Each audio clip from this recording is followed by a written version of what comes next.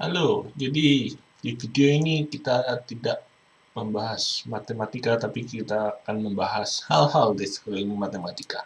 Sesuai judulnya, saya mau menjelaskan atau menceritakan tentang cara belajar matematika. Jadi, ada masa di mana saya rasa cara belajar matematika saya tidak efektif, dan sekarang saya sudah kurang lebih menemukan cara belajar yang cukup efektif, dan saya mau sharing tentang cara belajar matematika yang untuk higher level di video ini. Jadi, untuk mengawali cerita, kita harus bisa memparametrisasi apa saja topik-topik di matematika. Jadi, kita mau membuat suatu diagram yang saya sebut tree of knowledge. Pohon pengetahuan. Oke. Ada dua aksis di tree ini. Oke. Yang pertama ini difficulty. Jadi y-axis kita tulis difficulty.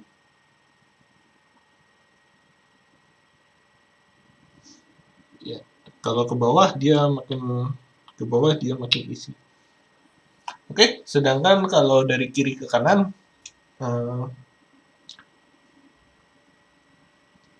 di kiri kita itu common. Jadi artinya materi ini sangat mudah, saling muncul berkali-kali. Sedangkan di kanan kita punya exotic stuff. Oke, misalnya kita isi diagram ini ya. Misalnya apa yang isi dan common? Ya misalnya kalau yang isi dan common itu ya aritmatik sederhana ya, aritmatik kalkulus. Di sini ada aritmatik.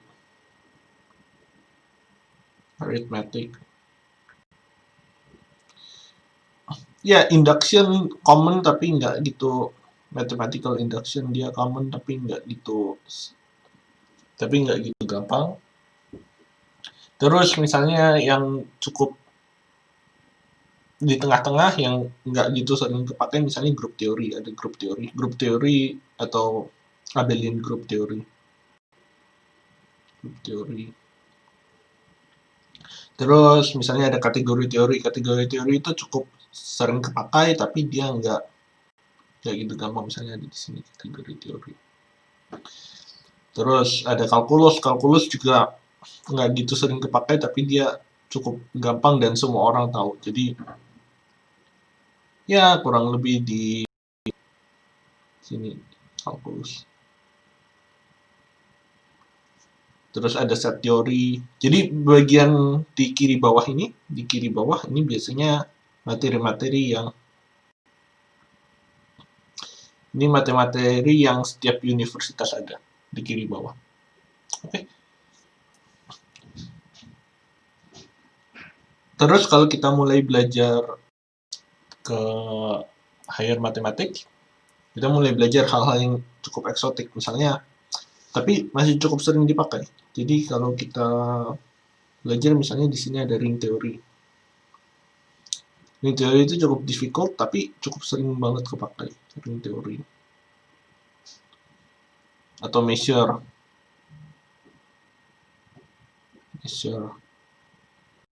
topologi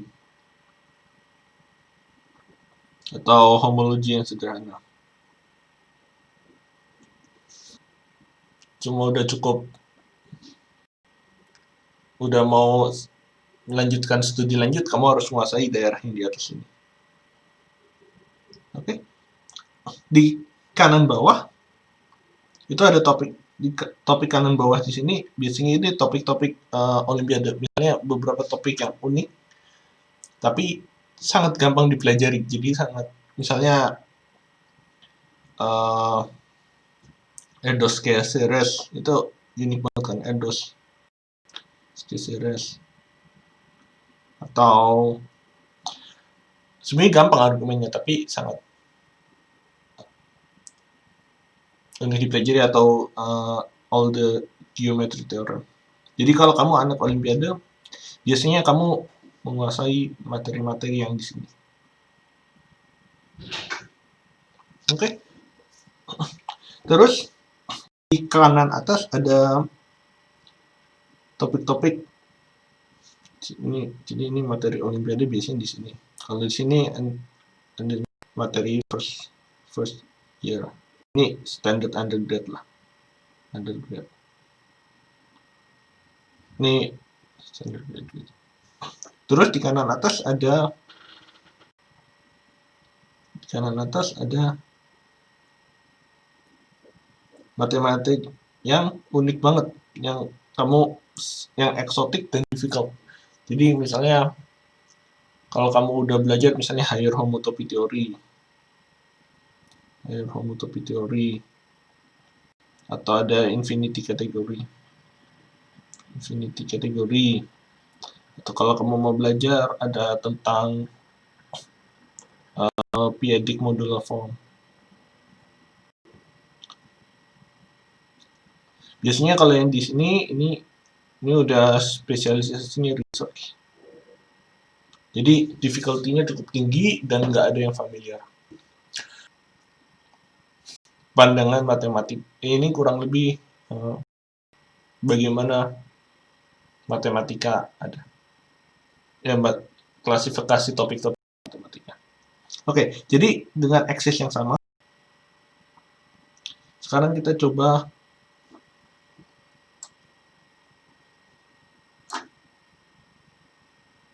saya mau coba menceritakan bagaimana cara belajar yang baik.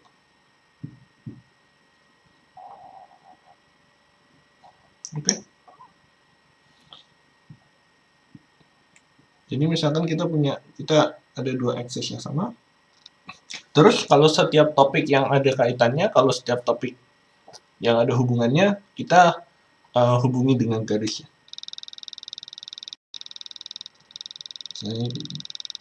Saya topik ini perlu 3 hal. Terus topik ini perlu ini, terus ada topik lain yang perlu ini, topik lain perlu ini. Ya gini, dan seterusnya ya. Jadi kalau dari awal-awal saya belajar, saya tambahin beberapa titik-titik lagi di sini.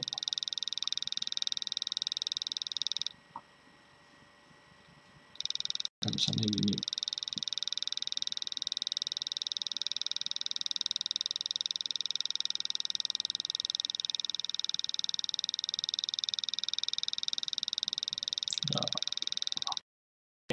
Jadi kalau dulu saya belajar itu seperti anak kurikulum. Jadi kalau kurikulum gimana kurikulum?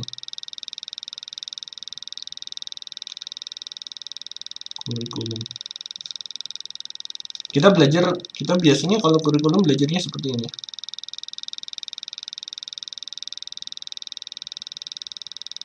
Dari sini terus ke sini, terus ke sini, terus ke sini, terus ke sini. Terus kalau udah beres, kita baru ke sini, terus kita lanjut ke sini. Misalnya ke sini. Tapi kadang-kadang ada satu note, misalnya note ini. Misalkan kalau note ini, terus kita belajar ke sini. Masalahnya dengan metode kurikulum itu biasanya kita belajar dari hal yang mudah, terus ke hal yang sulit, terus ke hal yang makin sulit, dan seterusnya. Jadi kita belajarnya dari bawah, terus ke hal yang sulit, terus ke hal yang lebih sulit, terus ke hal yang lebih sulit. Oke? Dan biasanya kita belajar hal yang gampang itu dari hal yang common, misalnya yang sering kepakai, misalnya analisis 1, terus kita belajar ke hal yang lebih eksotik. Jadi misalnya 1 semester kita belajar ini dari hal yang sederhana, terus kita mulai belajar ke hal yang agak eksotik dikit, tapi tetap masih sederhana. Terus year kedua, terus semester kedua kita belajar hal yang sama, terus dan seterusnya. Jadi apa yang kita pelajari itu cuma ya kita bisa mengetahui banyak konsep dasar dengan sederhana. Tapi ada masalah di sini. Kalau kita jadi metode kurikulum ini bagus untuk topik-topik yang sangat sering kepakai. Misalnya kalau kita harus belajar induksi, analisis, kalkulus, kenapa grup teori dan kategori teori dan sebenarnya kenapa topologi misalnya kenapa karena semua itu sering banget kepakai. Jadi hal-hal yang common, hal-hal di sisi kiri, hal-hal di ruas kiri ini itu memang harus kita kuasai. Itu bagus, ini bagus untuk kurikulum. Jadi topik-topik di kiri ini sebagai dasar dari topik-topik yang lebih advance. Itu bagus kalau untuk metode kurikulum. Tapi masalahnya dengan metode kurikulum ini, kalau misalnya mau mempelajari suatu topik di sini, itu mau mempelajari topik di sini, dia perlu requirement-nya 2 di sini. Dia perlu requirement-nya ini. Tapi kita nggak pernah mempelajari ini. Jadi kelemahan metode kurikulum itu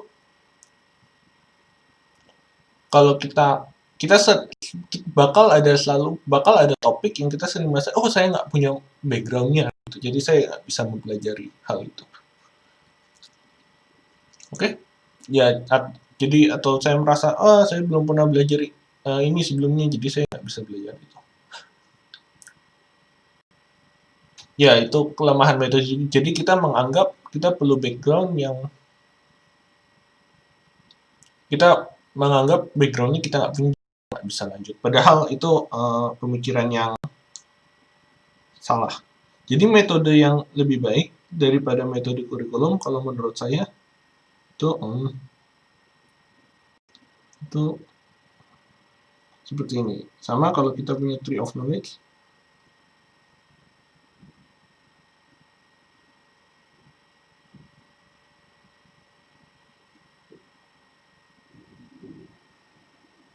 Oke, semacam ini.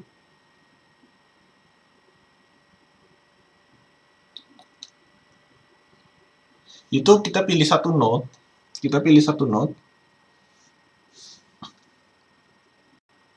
Ini saya kasih nama metode spesialis.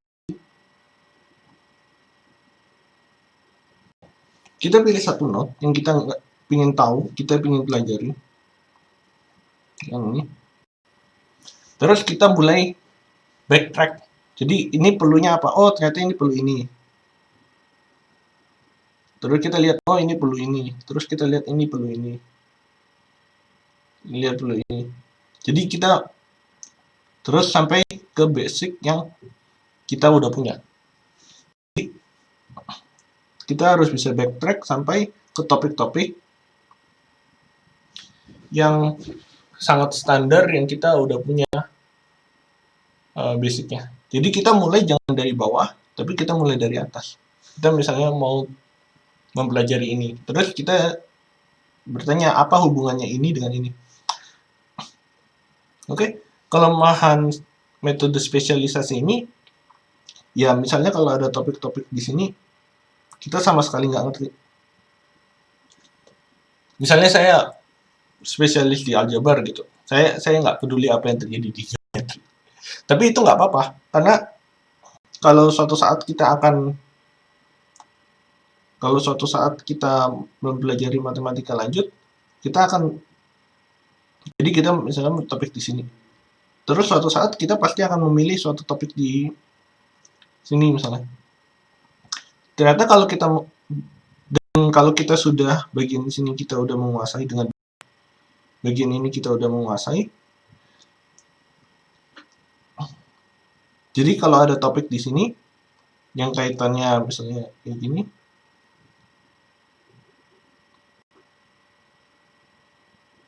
kita akan suatu saat akan mempelajari ini. Tapi cuma waktunya beda dengan yang lain.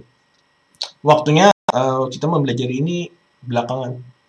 Jadi lebih mundur dibandingkan orang-orang yang mempelajari itu. Tapi nggak apa-apa karena kita suatu saat akan menguasai semuanya. Ya, ke